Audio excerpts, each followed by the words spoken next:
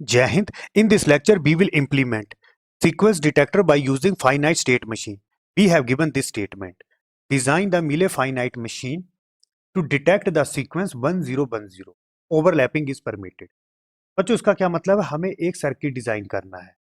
उस सर्किट में जो इनपुट होगी बिट वाइज बिट एंटर करेगी, at a time single bit enter करेगी. फिर जैसे सीक्वेंस डिटेक्टर में 1010 एंटर होता है, उस केस में आउटपुट 1 मिल जानी चाहिए.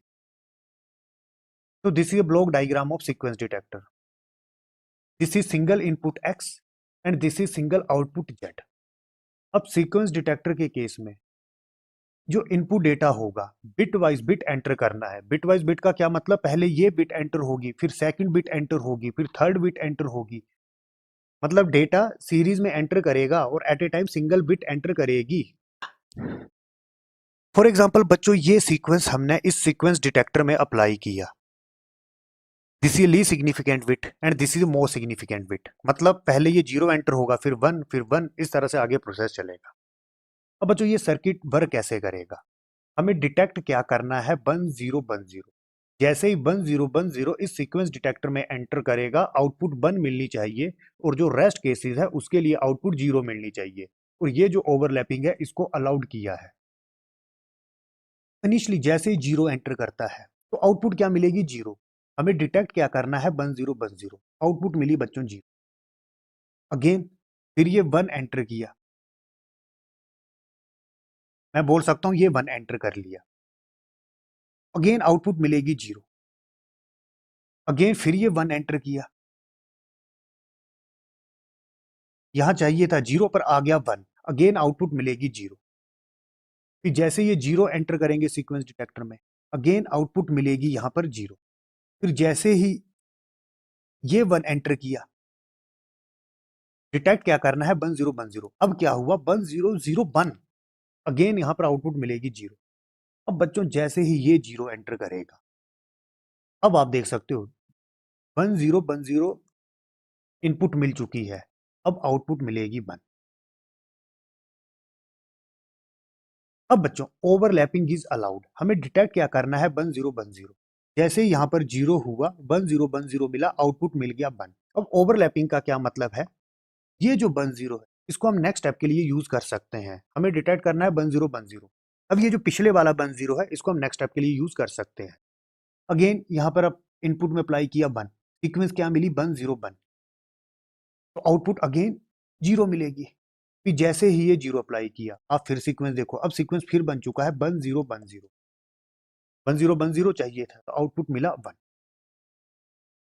तो बच्चों जैसे ही इनपुट में ये sequence bit wise bit enter करेंगे, आउटपुट में डेटा इस तरह से मिलेगा. और ओवरलैपिंग का क्या मतलब है? जैसे यहां 1010 मिला तो आउटपुट मिला 1. अब ये जो 10 है इसको नेक्स्ट स्टेप के लिए यूज कर लेंगे. नेक्स्ट स्टेप के लिए यूज क्यों करेंगे? हमें चाहिए 1010. तो ये 10 तो यहाँ पर हो गया. फिर आगे जैसे 10 मिला, दिस वन और दिस वन, अगेन आउटपुट फिर मिली 1. मतलब 1010 के लिए आउटपुट 1 और ये जो है 1010 के लिए आउटपुट 1. अब बच्चों मैंने मैन्युअली यहाँ पर कंसेप्ट एक्सप्लेन कर दिया. अब इस सीक्वेंस डिटेक्टर को हमने हार्डवेयर के थ्रू इंप्लीमेंट करना है. सिंपली इस सीक्वेंस डिटेक्टर को हमने मीले फाइनाइट स्टेट मशीन के थ्रू बनाना है. अब बच्चों मीले फाइनाइट स्टेट मशीन के केस में क्या होता है? ये जो आउटपुट होती है इनपुट और प्रीवियस हिस्ट्री पे डिपेंड करती है. और जो प्रीवियस हिस्ट्री होती है उसको फ्लिप फ्लॉप में स्टोर किया जाता है और at a time flip flop में 1 बिट डेटा स्टोर कर सकते हैं. एट ए टाइम जो फ्लिप फ्लॉप में डेटा स्टोर होगा उसको बोला जाता है प्रेजेंट स्टेट, स्मॉल बाई. फिर जैसे ही ये स्मॉल बाई प्रेजेंट इनपुट के साथ अप्लाई करेंगे, यहां पर मिलेगी आउटपुट और साथ में फ्लिप फ्लॉप की आउटपुट में चेंज हो जाएगा. अब जो नई फ्लिप फ्लॉप की आउटपुट मिलेगी उसको बोला जाता है next state, capital Y. Present state to next state जो ट्रांजिशन होता है वो क्लॉक पे डिपेंड करता है. अब यही next state as a present state operate करती है. इस तरह से प्रोसेस आगे चलता है. बच्चों इसको जैसे ही सिक्वेंशियल सर्किट के थ्रू इंप्लीमेंट करना है, हमें ये स्टेटमेंट दी हुई है. तो अकॉर्डिंग टू दिस स्टेटमेंट हम स्टेट डायग्राम बनाएंगे. स्टेट डायग्राम में हम स्टेट वर्ड यूज करते हैं. And there are 2 type of state. One is present state, second one is next state. At a time जो फ्लिप फ्लॉप में data store होगा उसको प्रेजेंट स्टेट बोला जाता है. फिर जैसे नेक्स्ट टाइम क्लॉक अप्लाई करेंगे, फ्लिप फ्लॉप की आउटपुट चेंज हो जाएगी. फिर जो नई आउटपुट मिलेगी उसको बोला जाता है नेक्स्ट स्टेट. इनिशियली बच्चों हम ये अज्यूम करते हैं अभी कोई भी इनपुट बिट सीक्वेंस डिटेक्टर में एंटर नहीं की है, मतलब कोई भी इनपुट बिट कॉम्बिनेशनल सर्किट में एंटर नहीं की है। उस टाइम पे जो फ्लिप फ्लॉप की स्टेट होगी उसको मैंने अज्यूम कर लिया ए। ए क्या बताएगा? अभी कोई भी इनपुट बिट कॉम्बिनेशनल सर्किट में एंटर नहीं की है। तो बच्चों इस टाइम मैं बोलूंगा प्रेजेंट स्टेट है ए। अब बच्चों प्रेजेंट स्टेट ए है। इनपुट में दो पॉसिबल कॉम्बिनेशन हो सकते हैं। इनपुट में 1 आ सकता है या 0 आ सकता है। अब बच्चों हमें अब बच्चों हमारे लिए डिजायर्ड इनपुट क्या है? 1। हमें डिटेक्ट करना है 1 0 1 0। हमारे लिए डिजायर्ड इनपुट है 1। अगर ए में खड़े हैं, इनपुट में अगर 1 अप्लाई कर देते प्रेजेंट इनपुट, तो जो नेक्स्ट स्टेट मिलनी थी वो मिलनी थी बी। सिंपली मैंने लिख दिया ए में खड़े हैं, अगर इनपुट में 1 अप्लाई किया, आउटपुट तो यहां 0 ही रहेगी। ये आउटपुट 1 कब होगी? जब 1 0 1 0 डिटेक्ट होगा। यहां पर जो नेक्स्ट स्टेट मिली वो मिली बी। बी कब मिलेगी? मैंने यहां पर लिख लिया जब इनपुट में सीक्वेंस क्या अप्लाई करेंगे? 1।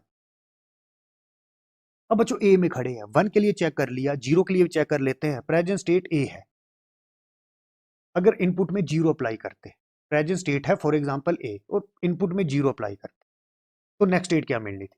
अब बच्चों क्या 0 डिजायरेबल है? नहीं है, हमें तो चाहिए था 1। तो अगेन ये जो फ्लिप फ्लॉप है इसने इनिशियल कंडीशन में रहना था, मतलब जो नेक्स्ट स्टेट रहनी थी वो ए ही रहनी थी। अगर 0 अप्लाई करते एक्स में, आउटपुट तो 0 रहनी थी और नेक्स्ट स्टेट ए ही रहनी थी। ए क्यों रही बच्चों?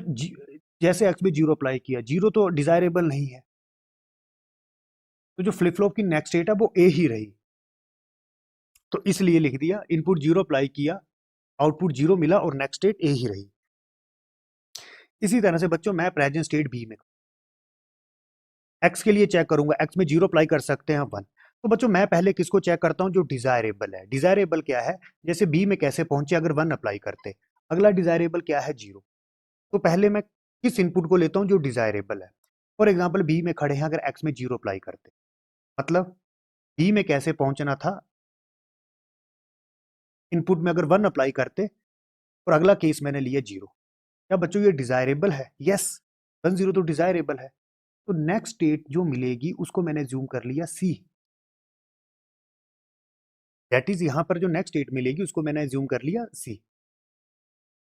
इनपुट क्या अप्लाई किया था? एक्स में 0, आउटपुट तो 0 ही रहेगी। ये आउटपुट 1 कब होगी? जब 1 0 1 0 अप्लाई करेंगे। अब बच्चों सी में कैसे पहुंचे मैंने लिख लिया यहां पर, यह आपको लिख लेना है। जब इनपुट में 1 0 अप्लाई करते हैं।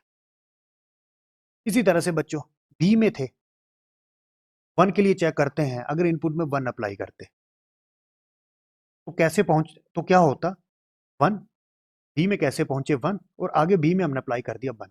अब क्या बच्चों 1 1 डिजायरेबल है? नहीं, यहाँ तो है 1 0 चाहिए, यहाँ पर है 1 1। तो बच्चों इस 1 को तो मैं नेक्स्ट स्टेप के लिए यूज कर सकता हूँ, यहाँ पर है 1 0 1 0, इस 1 को तो मैं यूज कर सकता हूँ। मतलब ये 1 मतलब स्टेट क्या है? बी। 1 है तो मतलब स्टेट बी। तो मतलब मैं इस तरह से करूंगा प्रेजेंट स्टेट बी, इनपुट में 1 अप्लाई किया, आउटपुट तो 0 ही रहेगी, पर नेक्स्ट स्टेट बी ही रहेगी। बी क्यों रही? इस 1 को तो मैं यूज करूंगा, मुझे जो डिटेक्ट 1 0 1 0 करना है, इस 1 को मैं आगे के लिए यूज कर सकता हूं, और 1 मतलब बी स्टेट। अब बच्चों हम खड़े हैं सी में, मतलब प्रेजेंट स्टेट है फॉर एग्जांपल सी। दोनों कॉम्बिनेशन देखेंगे, एक्स में 0 या एक्स में 1। मैं किसको चेक करता हूं? जो डिजायरेबल है, जैसे 1 0 1, तो मैं चेक करता हूं, पहले आता है 1। अब 0 के लिए भी चेक कर सकते हो, जरूरी नहीं है कि 1 के लिए ही करना है। अब बच्चों 1 आता है, मतलब 1 सी में कैसे पहुंचे होंगे? 1 0, आगे अप्लाई किया 1, क्या ये 1 चाहिए? यस, 1 0 1। तो मैं क्या बोलूंगा? सी से आगे चले गए डी में। कब? जब इनपुट में अप्लाई करते 1, आउटपुट तो 0 ही रहनी थी। और बच्चों ये जो 1 0 1 है, ये क्या बताएगा? D state. डी स्टेट मतलब जब इनपुट में 1 0 1 अप्लाई किया होगा।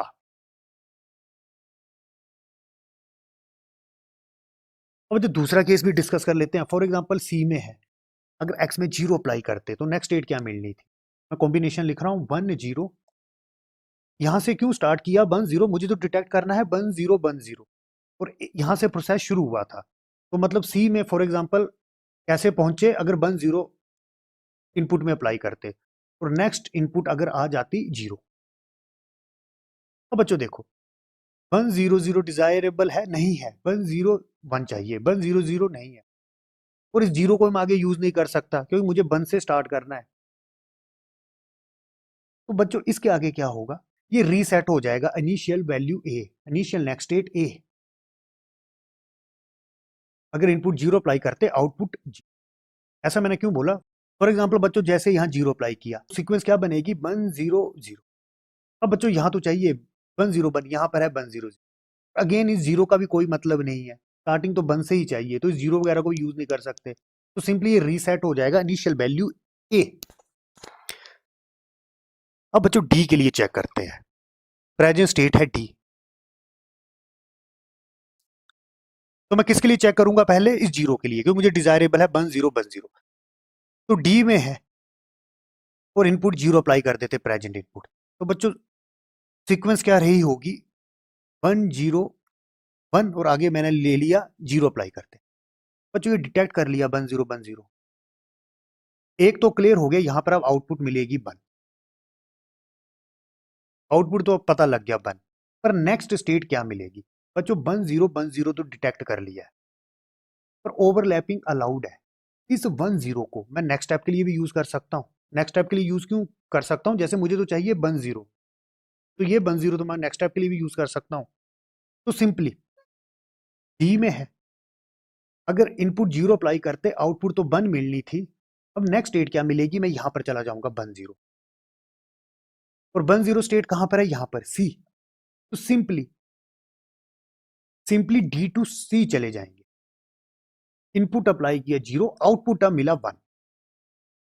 आउटपुट 1 क्यों मिला बच्चों, सीक्वेंस डिटेक्ट हो चुकी है 1 0 1 0, पर अब ये जो 1 0 मैं नेक्स्ट स्टेप के लिए यूज कर सकता हूं। तो 1 0 मतलब फिर मैं सी में चला गया, यहां से सी स्टेट क्या बताती थी, अगर इनपुट 1 0 अप्लाई करते, दूसरा कॉम्बिनेशन क्या, अगर इनपुट में 1 अप्लाई करते, 1 अप्लाई करते मतलब 1 0 1, 1 0 1 अप्लाई करते डी में पहुंच जाते, फिर आगे इनपुट 1 अप्लाई करते। बच्चों क्या ये डिजायर सीक्वेंस है, नहीं है, 1 0 1 0 नहीं है, तो आउटपुट तो 0 मिलनी है, पर इस 1 को मैं यूज कर सकता हूं नेक्स्ट स्टेप के लिए। तो सिंपली 1 कहां पर है, बी में, क्या करना है, इस तरह से इनपुट 1 अप्लाई करते, आउटपुट तो 0 मिलनी थी, पर नेक्स्ट स्टेट क्या मिल जानी थी, बी। ये मिले स्टेट डायग्राम। स्टेट डायग्राम क्या होता है, अगर आप किसी भी प्रेजेंट स्टेट में खड़े हो, it can be A B C D, और कोई भी पॉसिबल इनपुट कॉम्बिनेशन आप अप्लाई करो, तो with the help of state diagram आप नेक्स्ट स्टेट और आउटपुट बता सकते हो। फॉर एग्जांपल बच्चों ये सीक्वेंस अप्लाई हुई, अब मैं ये बताऊंगा आउटपुट क्या मिलेगी। फॉर एग्जांपल मैं ए में खड़ा था, अगर इनपुट 0 अप्लाई करते, आउटपुट क्या मिली, अगेन यहाँ पर 0, नेक्स्ट स्टेट ए ही रही, फिर आगे अप्लाई किया 1, तो मतलब हम कहाँ चले गए, बी में। आउटपुट देखो बच्चों, यहाँ भी 0 यहाँ भी 0, अब मैं हूँ बी में, आगे अप्लाई किया 1, इनपुट अगर 1 अप्लाई करते तो बी में रहना था, आउटपुट 0, यहाँ भी देखो आउटपुट 0, मैं यहाँ पर खड़ा हूँ, 0 अप्लाई करते हैं, 0 कहाँ पर है, ये 0 है, नेक्स्ट स्टेट सी मिलनी थी, पर आउटपुट 0 ही रहनी थी, अब देखो आउटपुट 0 ही रही, अब हम खड़े हैं सी में, अगर आगे अप्लाई करते 1, देखो ये 1 अप्लाई किया, नेक्स्ट डी मिली पर आउटपुट 0 ही रही, अब देखो यहाँ भी आउटपुट 0 ही रही, अब बच्चों हम डी में खड़े हैं, अगर आगे 0 अप्लाई करते, यहाँ देखो अगर 0 इनपुट अप्लाई करते, आउटपुट क्या मिलनी थी 1, देखो यहाँ पर आउटपुट 1 मिल चुका। इसी तरह से आप आगे भी चेक कर सकते हो। तो स्टेट डायग्राम के थ्रू क्या होता है, मैं किसी भी स्टेट में खड़ा हूँ, फॉर एग्जाम्पल सी में खड़ा हूँ, अगर मुझे कोई भी इनपुट सीक्वेंस दे दी जाती है, फॉर एग्जाम्पल 1 0 1 1 1 1 0 0 1, और मुझे बताना होगा कि आफ्टर दिस सीक्वेंस आउटपुट और नेक्स्ट स्टेट क्या होगी, तो उसको मैं स्टेट डायग्राम के थ्रू बता सकता हूँ। और मीले के केस में जो आउटपुट होती है present inputs and present state पे डिपेंड करती है। अब बच्चों स्टेट डायग्राम की हेल्प से हम स्टेट टेबल बनाएंगे। ये टेबल ऑलरेडी मैं वैल्यू फिल कर चुका हूँ। हमारे पास 4 प्रेजेंट स्टेट थी, या सिंपली मैं बोल सकता हूँ 4 स्टेट थी, ए बी सी डी, मैंने लिख लिया है। This is next state and this is output. In single input थी तो 2 ही पॉसिबल कॉम्बिनेशन थे, एक्स में 0 अप्लाई करो या एक्स में 1 अप्लाई करो। जैसे बच्चों ए में खड़े थे, अगर इनपुट 0 अप्लाई करते तो नेक्स्ट स्टेट ए ही थी और आउटपुट 0, तो मैं लिख दिया है नेक्स्ट स्टेट ए आउटपुट 0। इसी तरह से अगर इनपुट में 1 अप्लाई करते, प्रेजेंट स्टेट ए है, अगर इनपुट में 1 अप्लाई करते तो नेक्स्ट स्टेट बी मिली और आउटपुट 0। इसी तरह से बच्चों बी में खड़े हैं, प्रेजेंट स्टेट है बी, अगर एक्स में 0 अप्लाई करते तो नेक्स्ट स्टेट क्या मिली थी सी और आउटपुट 0। इसी तरह से अगर इनपुट में 1 अप्लाई करते, बी में खड़े हैं, तो नेक्स्ट स्टेट बी ही रहनी थी, आउटपुट 0, आप देख सकते हो। इसी तरह से बच्चों सी के लिए लिख लिए, इनपुट में अगर 0 अप्लाई करते, आप देख सकते हो इनपुट में 0 अप्लाई किया, next state A milli, output 0, next state A output. बच्चों मिले में क्या होता है, ये जो 1 है ये किसको बताता है, इनपुट जो न्यूमरेटर में है, और जो डिनोमिनेटर में वो आउटपुट बताता है। इसी तरह से बच्चों अगर डी के लिए लिख लेते हैं, 0 अप्लाई करते तो नेक्स्ट स्टेट सी रहनी थी और आउटपुट 1। इसी तरह से अगर 1 अप्लाई करते तो नेक्स्ट स्टेट बी रहनी थी और आउटपुट 0। अब बच्चों इस स्टेट टेबल को क्या रिड्यूस कर सकते हैं, रिड्यूस कब किया जाता है, उसमें देखा जाता है इक्विवेलेंट स्टेट्स। स्टेट्स इक्विवेलेंट कब होती हैं, 2 or more than 2 states are said to be equivalent if for every possible input combination the next state and outputs are same। तो उस केस में इक्विवेलेंट स्टेट्स में से हम रिडंडेंट स्टेट्स रिमूव कर देते हैं। पर बच्चों ये जो टेबल है it is already in reduce standard form, there are no any equivalent states in this table. तो इस केस में हम स्टेट्स को रिड्यूस नहीं कर सकते हैं। अब बच्चों दिस इज स्टेट टेबल और यहाँ पर 4 प्रेजेंट स्टेट हैं। अब यहाँ पर सर्किट डिजाइन करना है तो उस केस में हम 0 1 यूज करेंगे। तो इन 4 स्टेट्स को हम बाइनरी वैल्यू असाइन करेंगे। तो 4 स्टेट को मिनिमम कितने बिट बाइनरी से रिप्रेजेंट कर सकते हैं, 2 बिट बाइनरी। तो ए को मैंने असाइन कर दिया 0 0, बी को असाइन कर दिया 0 1, सी को असाइन कर दिया 1 0, डी को कर दिया 1 1। इसको बोला जाता है स्टेट असाइनमेंट। ए को असाइन कर दिया 0 0, बी को 0 1, सी को 1 0 और डी को 1 1। अब जहां भी ए लिखा है वहां 0 0 लिख देना है। जैसे ये बी है तो यहां लिख देना है 0 1, सी को लिख देना है 1 0, दिस इज बी तो बी को लिख देंगे 0 1, ए को लिख देंगे 0 0, डी को लिख देंगे 1 1, दिस इज सी मतलब 1 0 और डी मतलब 1 1। इसके बाद हम बनाएंगे ट्रांजिशन एंड आउटपुट टेबल। अब बच्चों ये टर्म बताती थी नेक्स्ट स्टेट और ये है output. Transition and output table में क्या होगा, ये जो स्टेट्स हैं पहले इनको बाइनरी वैल्यू में लिख देना है, जैसे यहाँ पर लिख दिया है 0 0 0 1 1 0 1 1, और नेक्स्ट स्टेट और आउटपुट को अलग अलग लिख देना है। जैसे ये लिखा नेक्स्ट स्टेट, प्रेजेंट स्टेट को किससे रिप्रेजेंट किया जाता है, स्मॉल वाई से, और नेक्स्ट स्टेट को रिप्रेजेंट किया जाता है कैपिटल वाई से। तो बच्चों नेक्स्ट स्टेट क्या होगी फॉर x0 और x1। तो बच्चों नेक्स्ट स्टेट जो होगी x0 और x1 मैं यहां पर लिख चुका हूं। a को लिखा है 0 0, इसी तरह से b को लिख दिया है 0 1, c को लिख दिया है 1 0, d को लिख दिया है 0 1, इसी तरह से आगे लिख लेना है। और ये जो स्पेस है ये बताएगा आउटपुट। आउटपुट मतलब जो यहां पर मिली थी, जैसे प्रेजेंट स्टेट ए थी, x में 0 अप्लाई करते आउटपुट क्या मिली थी 0, तो x में 0 अप्लाई करते आउटपुट 0। इसी तरह से x में 1 अप्लाई करते तो आउटपुट 0, अगेन 0 0 तो यहां पर लिख दिया 0 0, 0 0 तो यहां पर आउटपुट लिख दिया 0 0, यहां पर 1 0 तो यहां पर लिख दिया हुआ है 1 0। अब बच्चों ट्रांजिशन और आउटपुट टेबल में क्या होता है, ये जो स्टेट्स हैं इसको बाइनरी वैल्यू असाइन कर देते हैं और साथ में नेक्स्ट स्टेट और आउटपुट को अलग अलग लिख देते हैं। तो this is transition and output table. अब बच्चों आगे बनाएंगे एक्साइटेशन टेबल। अब बच्चों यहाँ स्टेट को हमने कितने बिट बाइनरी से रिप्रेजेंट किया, 2 बिट बाइनरी से। तो एट ए टाइम इस केस में 2 फ्लिप फ्लॉप यूज होंगे। एट ए टाइम जो फ्लिप फ्लॉप की आउटपुट होती है इसको बोला जाता है present state. For example this is small y1, this is small y2 and this is present input. फिर उसके आगे मिलेगी नेक्स्ट स्टेट। फिर जैसे क्लॉक अप्लाई करेंगे फ्लिप फ्लॉप के आउटपुट में चेंज हो जाएगा, फिर उस आउटपुट को रिप्रेजेंट किया जाता है कैपिटल y1 और y2 और उसको बोला जाता है नेक्स्ट स्टेट। अब वही कैपिटल y1 और y2 as a present state operate करती है। इस तरह से प्रोसेस आगे चलता है। अब बच्चों ये है block diagram. At a time inputs क्या अप्लाई कर रहे हैं, ये है कॉम्बिनेशनल सर्किट। तो इनपुट अप्लाई हुआ x और ये जो प्रेजेंट स्टेट्स है y1 और y2। तो सीक्वेंस डिटेक्टर की इनपुट्स कितनी है एट ए टाइम 3। ऑलरेडी मैं यहां पर लिख चुका हूं एक्साइटेशन टेबल में। दिस इज प्रेजेंट स्टेट मतलब small y1 and y2 and this is input. Input single है x, there are 3 inputs y1 y2 and x। अब इस टेबल में ये जो इनपुट्स की वैल्यू है ये वैल्यू इस टेबल को देख के लिखनी है। जैसे प्रेजेंट स्टेट है 0 0, तो उस केस में प्रेजेंट इनपुट 0 हो सकती है या 1। तो आप देख सकते हो प्रेजेंट स्टेट है 0 0, प्रेजेंट इनपुट 0 या 1 हो सकती है। इसी तरह से प्रेजेंट स्टेट है 0 1, उस केस में प्रेजेंट इनपुट 0 या फिर 1 हो सकती है। अगेन प्रेजेंट स्टेट है 1 0, उस केस में प्रेजेंट इनपुट 0 1 हो सकती है। यहां पर प्रेजेंट स्टेट 1 1 है, तो उस केस में प्रेजेंट इनपुट 0 या 1 हो सकती है। 3 इनपुट्स के लिए मैक्सिमम पॉसिबल कॉम्बिनेशन बाइनरी में 8 होते हैं फ्रॉम 0 to 7, और इस केस में सारे के सारे पॉसिबल कॉम्बिनेशन यूज हो चुके हैं। अब ये जो वैल्यू है इस टेबल को देख के ही लिखनी है। फॉर एग्जाम्पल अगर ये स्टेट नहीं होती, ये जो स्टेट है वो नहीं होती, तो उस केस में ये 2 केस नहीं लिखने थे। 2 केस कैसे? जिसमें प्रेजेंट स्टेट थी 1 1। अगर डी स्टेट नहीं होती तब ये 2 केस नहीं लिखने थे। And these are the decimal numbers corresponding to these binary inputs. अब बच्चों इस टेबल को देख के ये टेबल फिल करना है। फॉर एग्जाम्पल अगर प्रेजेंट स्टेट 0 0 होती, दिस वन, अगर एक्स में 0 अप्लाई करते तो नेक्स्ट स्टेट क्या मिली थी? 0 0, कैपिटल y1 और y2, मतलब यहां पर फिर जो नेक्स्ट स्टेट क्या मिलनी थी? 0 0। इसी तरह से बच्चों प्रेजेंट स्टेट है 0, अगर इनपुट में 1 अप्लाई करते तो नेक्स्ट स्टेट क्या मिलनी थी? 0 1, यहां पर लिख चुका। इसी तरह से अगर प्रेजेंट स्टेट थी 0 1, इनपुट में 0 अप्लाई करते तो नेक्स्ट स्टेट मिलनी थी 1 0, दैट इज दिस वन। इसी तरह से इनपुट में 1 अप्लाई करते 0।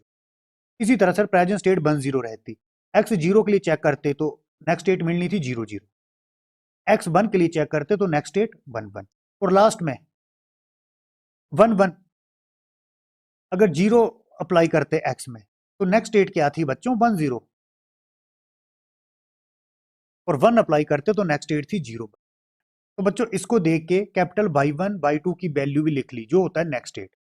बच्चों प्रोसेस कैसे होता है मैं एक केस बताता हूं। जैसे प्रेजेंट स्टेट है 0 0, for example this is 0 0, input में जैसे ही 0 अप्लाई किया नेक्स्ट स्टेट क्या मिली? 0 0। अब यही next state as a present state operate करेगी, डेट इज दिस वन। फिर जैसे इनपुट में 1 अप्लाई किया नेक्स्ट स्टेट मिली 0 1, अब यही next state as a present state operate करेगी, फिर इनपुट में 0 अप्लाई किया। इस तरह से आगे प्रोसेस होता है। अब बच्चों यहां पर मैंने आउटपुट्स के लिए वैल्यू भी लिख ली है।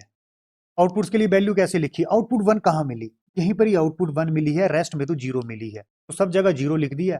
आउटपुट 1 कब मिली? जब प्रेजेंट स्टेट थी 1 1, दैट इज प्रेजेंट स्टेट 1 1, और इनपुट में अप्लाई किया था 0। आप देख सकते हो इनपुट में अप्लाई किया 0, आउटपुट 1, तो आउटपुट के लिए भी वैल्यू लिख ली। अब बच्चों इसका क्या मतलब है? Input to flip flop. अब बच्चों यहां पर यूज करते हैं फ्लिप फ्लॉप, और मैंने फ्लिप फ्लॉप यहां पर यूज की है D flip flop. This is D1 and this is D2। Input to flip flop क्या मतलब है?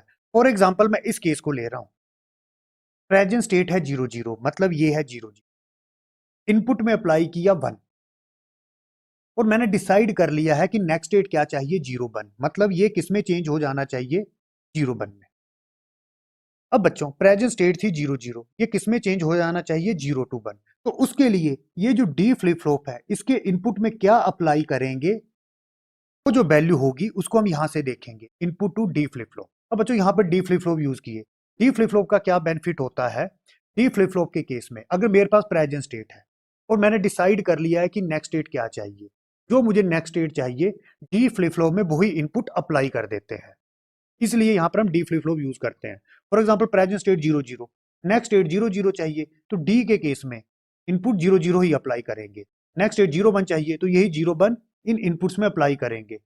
प्रेजेंट स्टेट 0 1 है, नेक्स्ट स्टेट 1 0 चाहिए तो डी के इनपुट में बस यही 1 0 अप्लाई करेंगे। यहाँ पर 0 1 नेक्स्ट स्टेट है तो यही अप्लाई करेंगे। This is 1 1, this is 1 0, this is 0 1। तो डी फ्लिप फ्लॉप के केस में जो हम इनपुट में एंटर करते हैं वही आउटपुट में हमें मिलता है। अब बच्चों दिस इज एक्साइटेशन टेबल, या आप इसको बोल सकते हो ट्रुथ टेबल। ये क्या बताता है? For every possible inputs, inputs क्या होंगी? प्रेजेंट इनपुट्स और प्रेजेंट स्टेट। इन सभी इनपुट्स के लिए नेक्स्ट स्टेट, आउटपुट और डी में कौन सा इनपुट कॉम्बिनेशन अप्लाई करना है वो सारा का सारा इस ट्रुथ टेबल में लिख लिया। अब बच्चों ये सारा का सारा एक्साइटेशन टेबल है, या इसको मैं बोल सकता हूँ ट्रुथ टेबल। अब इसके लिए एक मैं सर्किट बनाऊंगा, वो सर्किट इस ट्रुथ टेबल को वेरीफाई करेगा। तो इसके लिए क्या होगा, मैं सिंपली के मैप यूज करूंगा। मैं D1 D2 और Z के लिए लॉजिकल एक्सप्रेशन लिखूंगा। पहले बच्चों आउटपुट Z के लिए लॉजिकल एक्सप्रेशन लिखते हैं। आउटपुट में 1 कहां मिलती है, यहां पर ही आउटपुट 1 मिलती है, तो मैं इसको बूलियन अलजेब्रा के थ्रू भी कर सकता हूं। इनपुट्स क्या है, दिस वन। एसओपी में कैसे लिखूंगा, y इज इक्वल टू 1 को लिखेंगे y1, इस 1 को लिखेंगे y2 और 0 को लिखेंगे x बार। तो this is a logical expression for z। अब ये जो लॉजिकल एक्सप्रेशन है वो आउटपुट z को वेरीफाई करेगा। अब बच्चों इनपुट D1 के लिए लॉजिकल एक्सप्रेशन लिखेंगे, मैं के मैप यूज करूंगा।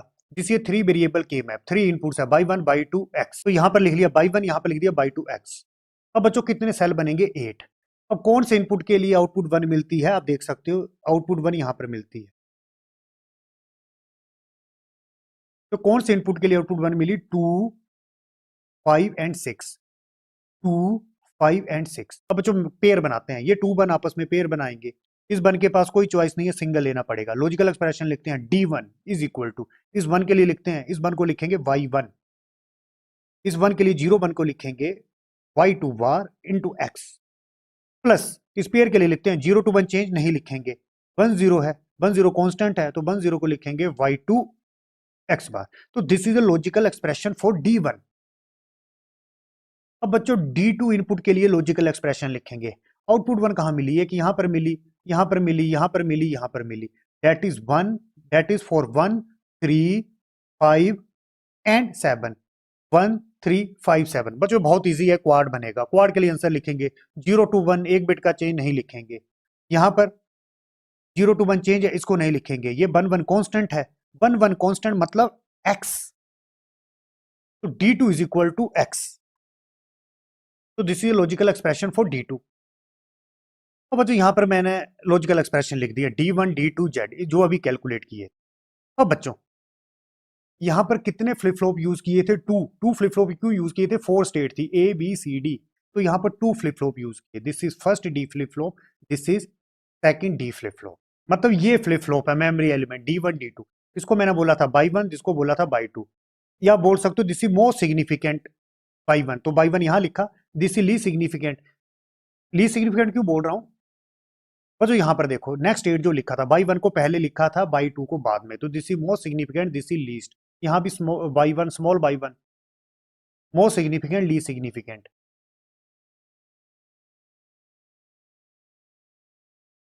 तो जो मोस्ट सिग्निफिकेंट होगा वो आपने याद रखना है, यहां पर यूज करना है। तो लीस्ट सिग्निफिकेंट यहां पर D1 पहले करोगे, मोस्ट सिग्निफिकेंट यहां पर, लीस्ट सिग्निफिकेंट यहां पर। अब बच्चों मैंने कनेक्शन ऑलरेडी लगा दिए हैं। एट ए टाइम दोनों फ्लिप फ्लॉप को सेम क्लॉक अप्लाई होगी, तो देखो सेम क्लॉक दोनों फ्लिप फ्लॉप को अप्लाई कर दिया है। अब जो आउटपुट जेड किसके इक्वल है, अब देखो y1 y2। Small y1 y2 क्या होता है, present state of flip flop. इन फ्लिप फ्लॉप की जो आउटपुट होगी उसको बोला जाएगा present state. At a time इन फ्लिप फ्लॉप की जो आउटपुट होगी उसको बोला जाएगा प्रेजेंट स्टेट, और उसको स्मॉल y से रिप्रेजेंट किया जाता है। तो ये जो आउटपुट होगी स्मॉल y1, ये जो आउटपुट है स्मॉल y2, इसको कहां अप्लाई किया, this is y2, this is आप देख सकते हो यहां से y1। अब z अगला चाहिए x बार, तो ये इनपुट है, आगे यूज किया नॉट गेट, तो यहां बनेगा x बार। इस इनपुट को इस एंड गेट की इनपुट में अप्लाई कर दिया है, तो z क्या मिलेगा, इन 3 इनपुट्स के बीच में एंड ऑपरेशन होगा x y1 y2 x बार। तो आप देख सकते हो। इसी तरह से बच्चों ये इनपुट देखते हैं D1 और D2। D2 बहुत इजी है, D2 क्या है, एक तरह से x ही अप्लाई कर दिया है। तो बच्चों देखो ये प्रेजेंट इनपुट x है, डायरेक्टली D2 की इनपुट में अप्लाई कर दिया है। अब D1 के लिए देखते हैं, D1 का क्या एक्सप्रेशन है, y2। y2 क्या है, इस फ्लिप फ्लॉप की जो आउटपुट है। तो बच्चों देखो y2 यहां से लेके गए, यहां अप्लाई कर दिया इस एंड गेट में, this is y2। Again x बार चाहिए, तो ये x है, नॉट गेट है x बार, तो इस एंड गेट की सेकंड इनपुट x बार। तो यहां क्या बनेगा, y इंटू x बार। अब बच्चों अगेन ये और गेट है, पर और गेट की इनपुट देखो कहां से आ रही है, दिस इज एंड गेट। इस एंड गेट की एक तो इनपुट है x, दूसरी इनपुट कहां से आ रही है, जो ये है देखो इसको, यहां से आ रही है y2 बार।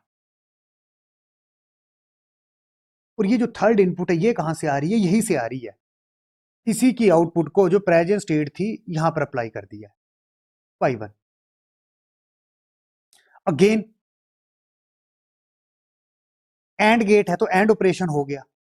अब ये और गेट है, इन दो इनपुट्स के बीच में और ऑपरेशन होगा, that is Y X bar plus X Y two bar Y one. बच्चों तो बच्चों ये सर्किट इंप्लीमेंटेशन